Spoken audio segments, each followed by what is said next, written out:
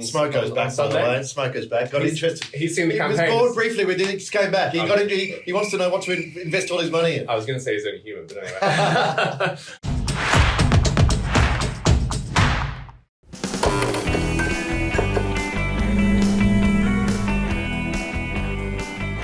Chris Taylor here for B&T TV with a very special co-host today. Let me introduce you to Smoko, who's one of the many dogs that comes to the B&T office. We're chatting today. Smoko's going to do most of the interview, I'm hoping. We're chatting today with Liam. He seems reluctant to do the interview. he's heard you're a very tough interviewee. Liam Lack, who's the head of marketing for APAC for CMC Markets. Are you a dog person? I'm a dog person. Cat person too. I'll have both. No one's ever both. No one's ever both. Maybe a hybrid, like really? cog instead. Okay. Yeah.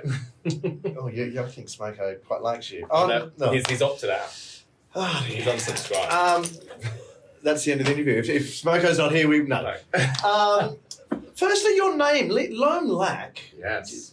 You've got the best initials, triple L. Well, look, is this helpful? Is it weird? Well, it's like I was born to work in marketing. Good branding from birth, as it were. So, no, it's look, I wish there was some exotic story. I suppose there is, though. My dad's from China, so I'm part Chinese. I wondered that. And you can tell from my good looks. And so Lone Lack is an amalgamation of my dad's name and my mum's name smushed together, essentially.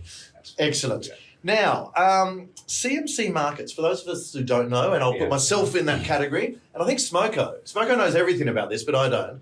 Yeah. He looks knowledgeable. What do you do? So CMC Markets, so we are a financial services business. In Australia, we are the second largest stockbroker in the country. The way I would describe us is we are the Aldi of our category. So what do I mean by that? And I say this all the time internally. We are the best value broker out there. We give you the widest range of instruments you could possibly want. And it's just like the Coles and Woolies versus the Aldi, when Aldi entered the market. And so there are established big players in the market, and we are the challenger and the disruptor, but we just happen to be the second largest by a country mile. And we are everything that you'd want from security. We're bank backed, but we're not a bank. So we are the original fintech. So that's one part of our business, CMC Markets. Just on the Audi analogy. Yeah. You know, like Audi sometimes put weird special things in their R's, like 1 week there's just vacuum cleaners or air fryers. Or I bought my chainsaw from Aldi, for example. Yes. Yeah, it's great. Does the analogy extend to CMC do something weird like that? And no, all of our products, of course, are comprehensively scoped for the market and in line with our obligations to the regulators. But the other part of our business, we're a leverage trader. So what is that? We offer contracts for difference, which enables you to essentially speculate on the price of an instrument. And we offer you leverage to speculate on that instrument. And that is that's something that started about 40 years ago. And our founder was actually one of the first to bring that in the online age. And he democratized contracts for difference, or spread betting as it's known in the UK, to the masses. Yeah, right. So we were the original fintech. And I say that in the strongest way. We were the first to embrace online broking, online leverage trading. And what's interesting about the category and where we operate in, we've had a lot of neo-brokers come in. We've always had bank brokers. We've always been in that middle spot. Mm-hmm. And what my role is, and what the team's role is, how do we build distinctiveness and, of course, differentiate in a meaningful way against that competitive playing field. And what's the answer to that? How do you do that? Well, we actually have just launched a brand new campaign, which was on Smoko's back, Sunday. By the way. Smoko's back. Got interested. He's seen the campaign. He was bored briefly with it. He came back. He wants to know what to invest all his money in. I was going to say he's only human, but anyway. So the new campaign, we're talking about the role of international investing. Why is that important? Aussies limit their wealth all the time. I'm Australian, I'm also English, of course. I'm guilty of that. But Aussies love investing in the local Aussie share market, and that's great. But there's a world of opportunity of investment through international investing. The ASX is 1.5% of global markets. If you only invest in the ASX, you are limiting your wealth. We keep reading, in all our newspapers, all our media about cost of living pressures. Yes. Everyone's doing it tough. They certainly are. Tightening of purse strings across all household budgets. Yep. Are you seeing this with your clients and people when it comes to the investments? Are people a bit more cautious with their money, or the sort of people you deal with not affected by the cost of living pressure? Great question. So there is two answers to it. So we'll start with the latter part of your question on those who aren't affected. So because we have stockbroking and leverage trading, in the leverage trading aspect of our business, even if the market is going down, you can still make a lot of money in the market with the right trading strategy and the right education of yourself on how to trade. So the notion that when markets are down, you can't make money is not true. You can. And indeed, many of our clients in our, suppose, alpha stream, alpha is our premium client base for either stockbroking or leverage trading, many of those clients are more active than ever. Because even if the market is going down, even if it's going in a sideways channel, as we call it, or even if it's going up, you can still make money going short an instrument or long an instrument. So it isn't as clear cut as cost of living pressures, and everyone is feeling Sure. it. It's just not. And the other thing I'd say on that is, when we talk about our premium clients, we're not talking about people who have 2 million in shareholdings. Some of our premium clients are everyday people that just understand how to trade the markets short and long. So the notion of high net worth or premium is quite interesting to unpack. To the first part of your question on people who are experiencing cost of living pressures, 100%.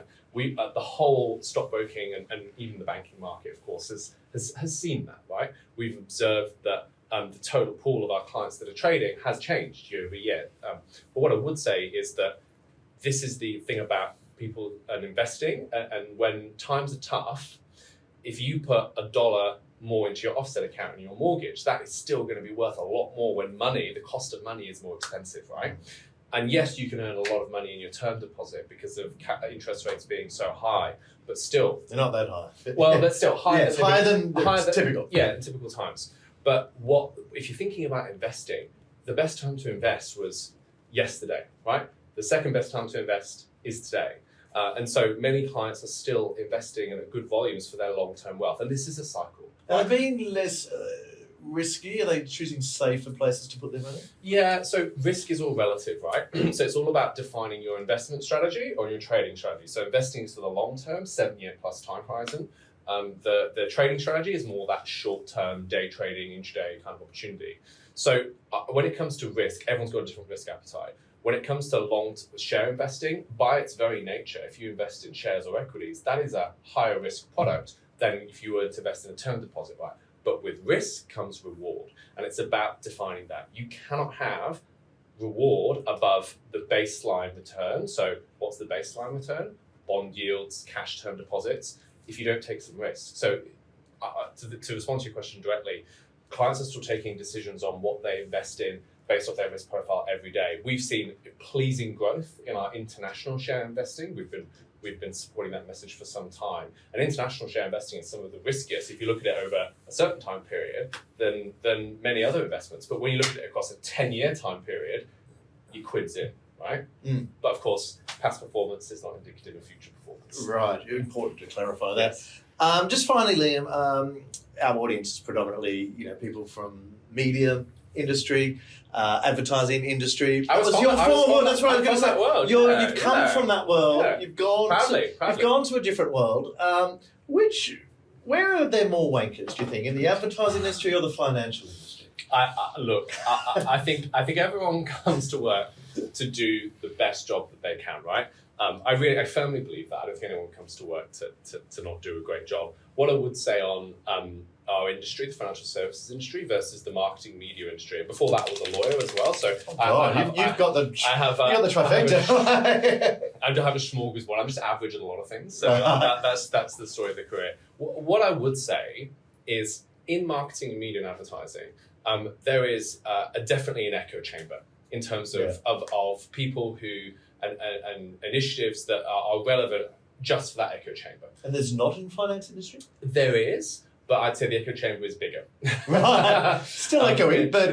Yeah, and so I think that what I've observed is the cult of personality in the media marketing space is quite interesting. Yep.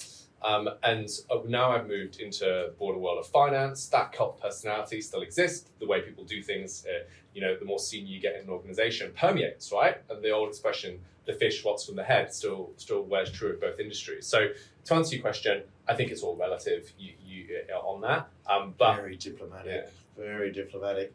It's been so nice chatting with you. Thank you. Triple L, Liam. What a pleasure. Lack. And thank you to our other Smoko, who I felt sort of dropped the interview somewhat. Did you get that vibe? Oh look, I think mean, like there was like, still like maybe he like some of the viewers, maybe he's just dipping in and out. He's just seeing what's of resonance to him. the short attention spans of the younger generation of dogs today. I know. This is the TikTok generation of dogs. But anyway, lovely to chat with you. Thank you for having me. On behalf of Smoko and me, this has been Chris Taylor for B&T TV.